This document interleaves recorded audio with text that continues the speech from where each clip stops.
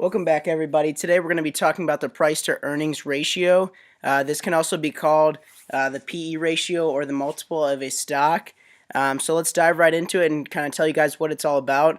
So basically the calculation for this is the price that the per share costs, and that you take that over the earnings per share or the EPS, and that basically gives you basically shows you how overvalued or undervalued a stock is versus other metrics. And so basically what it tells you is that basically how much a share costs versus how much that company makes in terms of earnings. And so just to give you a quick example here, in the case of stock XYZ, if they were trading at a price of 10 and they had an earnings per share of $5, that means it's trading at a 2 PE or a 2 multiple. So basically that means for every $2 that you pay for the stock that you're purchasing $1 of earnings. And now people may ask, why would you pay $2 for $1 of earnings? Basically, it's because stocks trade based on their future value, and so the reason why they would pay $2 now for $1 of earnings now is that they're expecting it to grow beyond that $2 of earnings, so that they make something on the growth of the share per share price. And so basically it's all based on growth, and the higher the PE multiple, that's the more that people expect it to grow.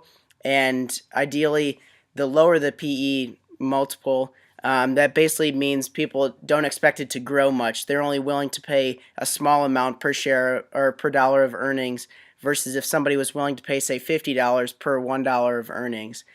So just to kind of give you a quick example, here is Apple. AAPL is the symbol. And right here you can see they are trading at a 16.64 price to earnings ratio.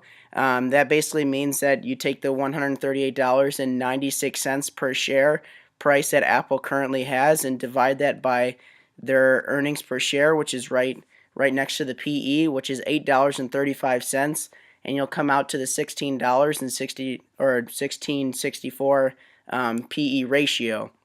And so that basically tells you can look at this over time and see what Apple has previously traded at to kind of give you an idea of whether they're in a growth phase or a decline phase.